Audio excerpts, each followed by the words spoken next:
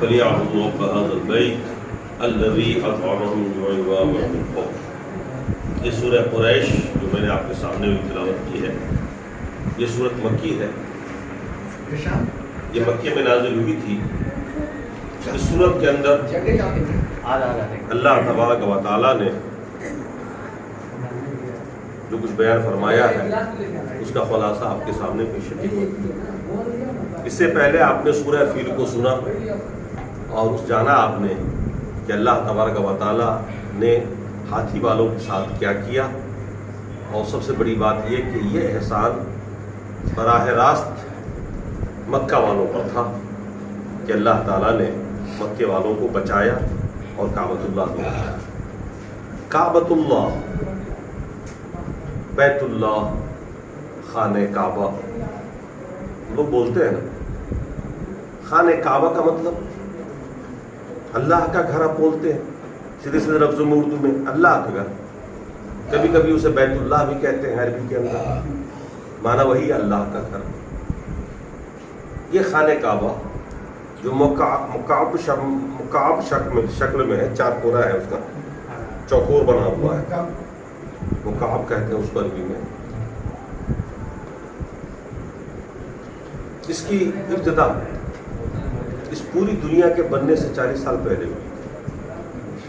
خانہ کعبہ جو بنا ہے اللہ کے حکم سے جبرائیل نے اس پوری دنیا کے بننے سے 40 سال پہلے ہی بنایا۔ پھر دنیا بنی اور لمبے عرصے تک کعبہ اپنی جگہ کھڑا رہا، یہاں تک کہ بارش برسات طویل مدت کے بعد وہ عمارت ڈھہتی چلی۔ آپ کو پتا ہوگا کہ یہ اللہ کا جو گھر ہے اس کو بنایا حضرت ابراہیم اور ان کے بیٹے اسماعیل علیہ السلام۔ جب حضرت اسماعیل کی عمر 12-14 سال کی تھی، اس وقت باپ بیٹے دونوں نے مل کر کے اس گھر کو بنایا اللہ کی عبادت کے لیے۔ یہ بیت اللہ اسی لیے اللہ کا گھر کہلایا۔ اللہ گھر میں رہتا تو نہیں، اللہ تو عرش اعظم پر ہے، مگر یہ اللہ کے گھر کے نام سے منسوب، اسی لیے عربی میں اس کو بیت اللہ کہتے ہیں، اللہ کا گھر۔ یہ وہ گھر ہے جس میں حضرت ابراہیم اور حضرت اسماعیل نے اللہ کی عبادت کی، اور اللہ کی عبادت کے لیے اس گھر کو بنایا گیا، اور عرصہ دراز تک ان کی زندگی میں اور ان کی زندگی کے بعد ایک لمبی مدت تک وہ اللہ کا ہی گھر رہا، توحید کا مرکز رہا۔ اللہ کی عبادت عقیدہ توحید والے ہی کرتے رہے، حضرت اسماعیل کی اولاد اور وہ جو مکے والے بعد میں وہی مشرکین مکہ کہلائے، جو بعد میں آہستہ آہستہ ان کے میں شرک آ گیا، اس سے پہلے ان کے باپ دادا سب توحید پر تھے۔ یہ سب لوگ خانہ کعبہ کا طواف کرتے تھے، وہاں عبادت کرتے تھے، اللہ کا گھر ہے۔ عرصہ بیت جانے کے بعد قوم میں شرک آیا، جیسا کہ شیطان کا کام ہوتا ہے، آہستہ آہستہ لوگوں کو بزرگوں کی درگاہوں سے، بزرگوں کی عقیدت میں ایسا پھنسایا کہ آہستہ آہستہ ان کے اندر شرک در آئے، گھس گیا، توحید کے ساتھ ساتھ شرک ہے۔ یہ بیماری آج کل بھی بہت سارے مسلمانوں میں ہے کہ وہ اللہ کو مانتے ہیں، اس کی عبادت بھی کرتے ہیں، لیکن شرک بھی کرتے ہیں۔ اس لیے اللہ تبارک و تعالیٰ نے قرآن میں فرمایا وَمَا يُؤْمِنُ أَكْثَرُهُم بِاللَّهِ إِلَّا وَهُمْ مُشْرِكُونَ۔ اکثر لوگ ایمان کے ساتھ، ایمان کے باوجود بھی مشرک ہیں۔ اکثر لوگ ایمان کے ساتھ ساتھ شرک کرتے ہیں، یعنی ایمان کے ساتھ باوجود بھی مشرک ہیں۔ اس آیت سے پتہ چلتا ہے کہ مسلمانوں کی اکثریت ایمان کے ساتھ ساتھ شرک بھی کرتی رہے گی، اور اقلیت ہی توحید پہ ہوگی۔ اللہ نے فرمایا وَمَا يُؤْمِنُ أَكْثَرُهُم، ان میں سے اکثر لوگ ایمان رکھنے کے باوجود بھی شرک کرتے رہتے ہیں۔ جیسا کہ آپ دیکھ رہے ہیں کہ آج لوگ بزرگوں کی عقیدت میں، علماء کی عقیدت میں کتنے شرک کر رہے ہیں، یہ کوئی پوشیدہ نہیں ہے آپ لوگوں سے۔ توحید والوں کی تعداد ہمیشہ کم ہی رہے گی، جو خالص موحد ہوں گے، جو شرک نہیں کریں۔ اور اللہ تبارک و تعالیٰ نے قرآن فرما دیا کہ جن کے ایمان کے ساتھ اگر شرک ہے وہ کبھی کامیاب نہیں ہوں گے، نہ دنیا میں ہدایت یافتہ کہلائیں گے، نہ وہ آخرت میں کامیاب ہوں گے۔ خالص توحید چاہیے اللہ کو، شرک کی ملاوٹ ہی نہیں چاہیے، بود و باش بھی نہیں چاہیے انسان کے. تو اللہ تعالیٰ ایسے لوگوں کو پسند نہیں کرتا ہے جس کی توحید میں شرک یا کچھ. خالص موحد ہونا چاہیے. ایسے ہی بندے کو قبول کرتا ہے، اس کو ایسا ہی موحد چاہیے. کوالٹی چاہیے اس کو، کوانٹٹی نہیں چاہیے. اور ایسے ہی لوگوں کے لیے جنت ہے. مشرکین مکہ جن کے اوپر اللہ کے بے شمار احسانات اس خانہ کعبہ کی وجہ سے، جن میں انہوں نے 360 بتوں کو سجا رکھا تھا جن کی عبادت کرتے تھے. اللہ تبارک و تعالیٰ نے اپنے 2 احسان اور انعام کا ذکر کیا ہے سورت کے اندر. سمجھیے اور دیکھیے وہ احسانات ہمارے اور آپ کے اوپر بھی ہے براہ راست. اللہ نے فرمایا لإِلاَفِ قریش، کس قدر چاہت ہے مکے والوں کو، قریش والوں کو، مکے والوں کو. إِلَافِهِمْ رِحْلَةَ الشِّتَاءِ وَالصَّيْفِ، جاڑے اور گرمی کے موسم سرما کے، جاڑے اور گرمی دونوں موسم میں سفر کرنے کا، تجارت کرنے کا. کس قدر چاہت ہے لوگوں. مکے والوں کے پاس کوئی کھیتی نہیں تھی، نہ کھیتی لائق وہاں کوئی زمین ہے، نہ کاشتکاری تھی، سوائے بزنس اور کاروبار کے ان کا کوئی پیشہ نہیں تھا. ان کا پیشہ کیا تھا؟ کاروبار. باہر سے مال لانا، بیچنا، یہاں کا مال باہر ایکسپورٹ کرنا، امپورٹ کرنا. اور چونکہ وہ اس جگہ پر تھے جس جگہ پر شوق سے دنیا حاضر ہوتی تھی، قومیں حاضر ہوتی تھی، عرب کے لوگ حاضر ہوتے تھے، خانہ کعبہ کا طواف کرتے تھے، عبادت کرتے تھے. تو پورے عرب سے لوگ وہاں آتے تھے اور پورے عرب کے دل میں عظمت تھی کعبے کی. اور یہ عظمت تو اس وقت اور بڑھ گئی جب اس سے کچھ ہی سال پہلے فیل والا واقعہ پیش آیا تھا. ابرہہ نے جو 60,000 فوج کے ساتھ حملہ کیا تھا اور اللہ تبارک و تعالیٰ نے جو نیست و نابود کیا تھا اس فوج کو ابابیل کو بھیج کر کے، اس حادثے اور اس واقعے کے بعد تو کعبۃ اللہ کی عظمت اتنی بڑھ گئی کہ جو برے سے برے لوگ بھی عرب کے تھے ان کے دل میں بھی خانہ کعبہ کی تھا عزت تھی. اور اس کعبۃ اللہ کی وجہ سے مکے والوں کی عظمت اور دھاک پورے عرب میں مسلط.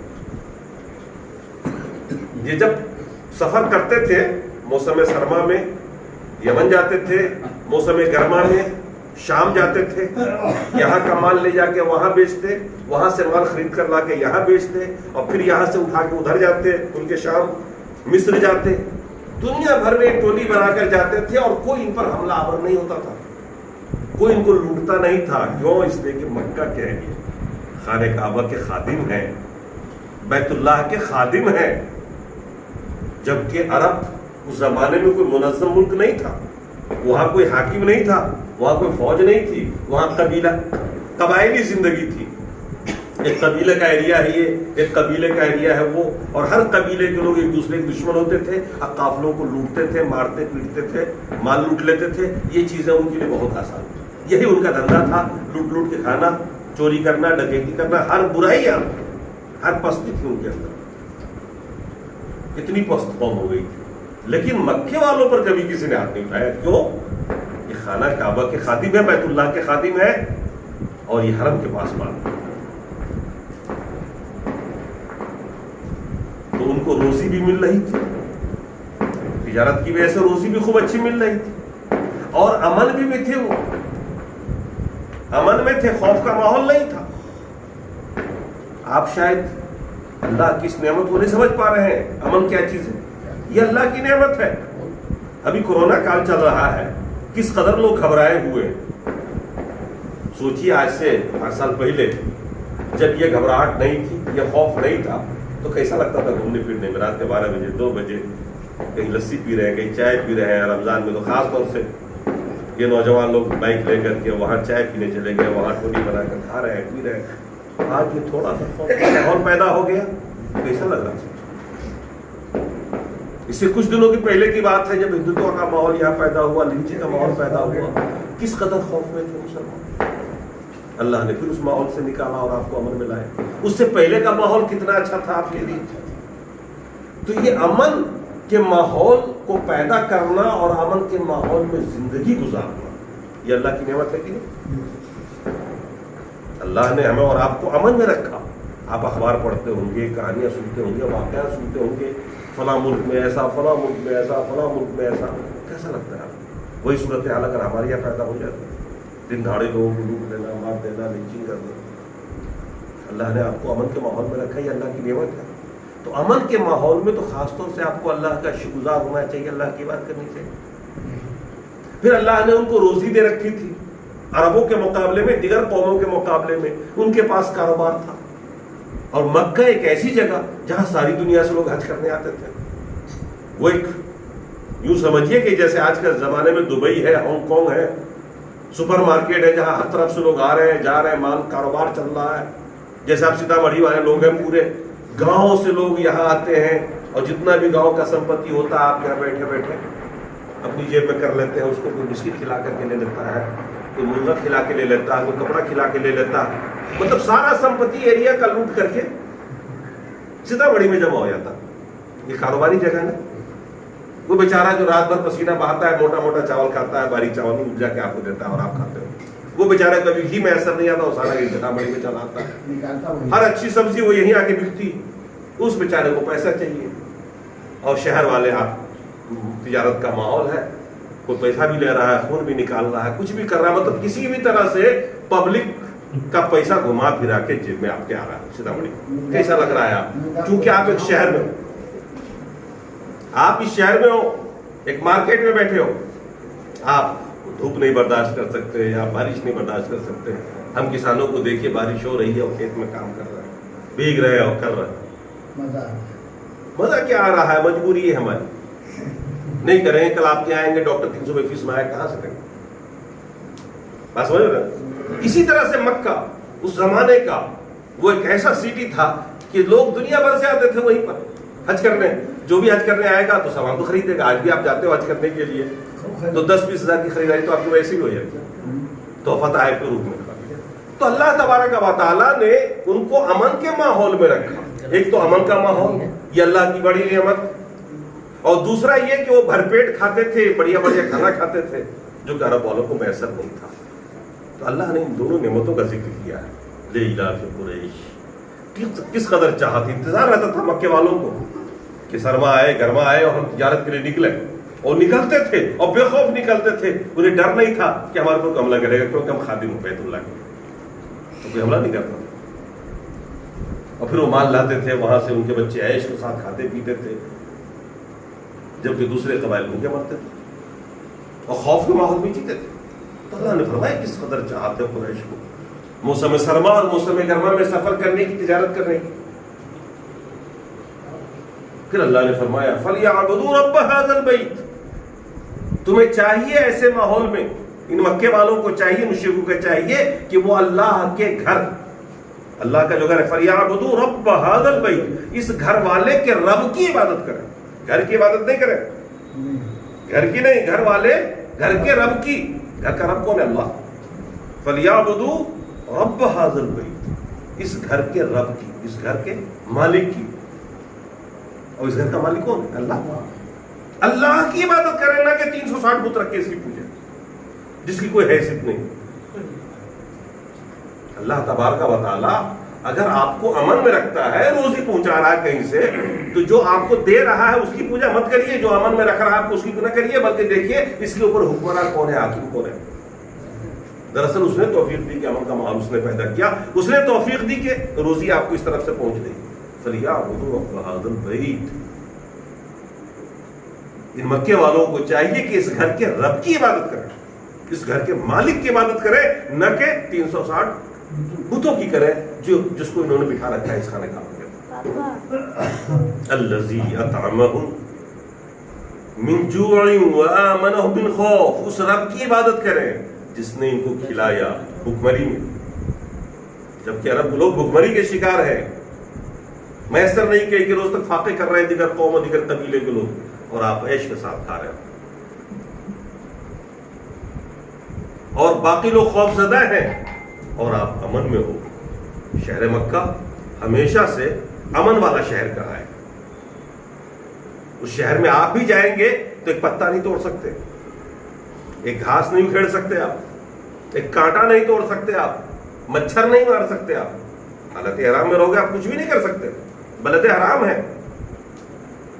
حدود حرم کے اندر آپ اگر احرام کی حالت میں ہوں گے تو آپ کچھ کر سکتے ہو کیا؟ اور جو نہیں ہے حالت احرام میں وہ بھی نہیں کرتا. انشاءاللہ آپ سب لوگوں کو موقع ملے گا, میری دعا ہے کہ اللہ تعالیٰ آپ سب لوگوں کو باری باری بلائے. آپ دیکھیں گے حدود حرم کے اندر لوگ کس قدر محتاط رہتے ہیں کہ ان سے کچھ ہو نہ جائے. حج نہیں ہوگا, عمرہ نہیں ہوگا.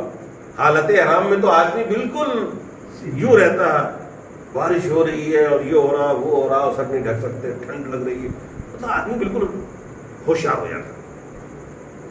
اور ویسے بھی عام حالات میں وہاں بجلی ہے, آ رہی ہے جا رہی ہے, مار نہیں سکتے, کچھ کر نہیں سکتے آپ وہاں. کوئی قتل بھی کر دے کسی کو تو اس کے بدلے میں وہاں پہ قتل نہیں کیا جا سکتا ہے. کوئی کسی کا خون بھی بہا دے تو حدود حرم میں اس کا بدلہ نہیں لیا جا سکتا, باہر ہی جاتا, محفوظ ہو جاتا ہے. قتل کر کے اگر کوئی گھس جائے وہاں پہ تو اس کے بدلے میں اس کو وہاں قتل نہیں کیا جا سکتا. پیار سے کسی نہ کسی طریقے سے اس کو نکال کے باہر لے جا کے سزا دی جا سکتی ہے. حدود حرم میں آپ خون نہیں بہا سکتے, کوئی جانور نہیں ذبح کر سکتے, آپ اس کو خون نہیں بہا سکتے آپ. تو اللہ تبارک و تعالیٰ نے اس شہر کو بھی امن میں رکھا اور اس کے باشی کو بھی, جو بسنے والے ہیں وہاں, وہ بھی امن کی حالت میں ہیں.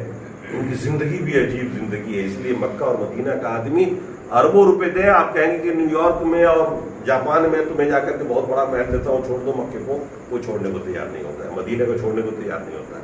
وہ افسوس میں رہنا گوارا ہے اس کو, لیکن مکہ مدینہ کو چھوڑنے کو تیار نہیں. باہر کے لوگ جو جاتے ہیں وہ سب تمنا کرتے ہیں کہ کاش ایک آدھ ہفتہ اور رہنے کا موقع مل جائے گا.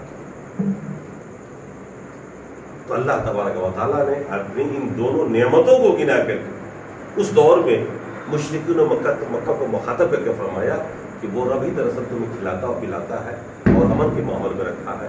لہٰذا ان دونوں بڑی نعمتوں کے عوض تمہیں اس رب کی ہی عبادت کرنی چاہیے جو اس بیت اللہ کا مالک ہے, بیت اللہ کا رب ہے, نہ کہ اس بیت اللہ کے اندر 360 بتوں کو رکھ کے تم سے پوجا کرنی چاہیے. ہمیں اور آپ کو بھی چاہیے کہ اللہ تعالیٰ نے ہمیں اور آپ کو امن میں رکھا, خوف سے بچایا. کیونکہ ابھی جس ماحول سے ہم لوگ چل رہے ہیں اس ماحول میں امن کو آپ سمجھ سکتے ہیں نا. اس ماحول میں امن کی حیثیت اور امن کی کیفیت تو آپ سمجھ رہے ہیں. اور اس سے پہلے جو دور گزرا ہے ابھی اس گورنمنٹ میں, وہ بھی آپ کے سامنے میں کہ اللہ تعالیٰ نے آپ کو امن میں رکھا, بچا کے رکھا, اس شہر میں رکھا. تو اللہ تبارک و تعالیٰ کی نعمات اور احسانات کی قدر کی جانی چاہیے, اور ایسے ماحول میں اس سے متاثر ہو کر ہمیں خاص طور سے رب کا شکر گزار ہونا چاہیے اور اس کی زیادہ سے زیادہ عبادت کی جانی چاہیے کہ اللہ کی یہ انعامات اور احسانات آپ پر. جب ہم سنتے ہیں کہ چائنا میں وہ ہو رہا ہے, مسلمانوں میں مارا جا رہا ہے, چچنیا میں تو کبھی کا بوسنیا ہرزگووینا میں کہیں کچھ ہو رہا ہے, کہیں کچھ ہو رہا ہے, اور ایسے ماحول میں آپ ٹھیک ٹھاک ہیں, امن میں ہیں, یہ اللہ کا کرم, اس کا احسان ہے. اور ہمیں ہر آدمی سب کا شکر ادا کرنا چاہیے کہ اس رب نے آپ کو امن کا ماحول عطا فرمایا اور امن کے ماحول میں اچھی روزی عطا فرمائی جس کو آپ کھاتے ہیں. اللہ تعالیٰ ہمیشہ ہم لوگوں کو امن و امان میں رکھے, اس رب واحد کی ہی عبادت توفیق عطا فرمائے, غیروں کی عبادت سے ہم سب لوگوں کو بچائے اور ہمیں توفیق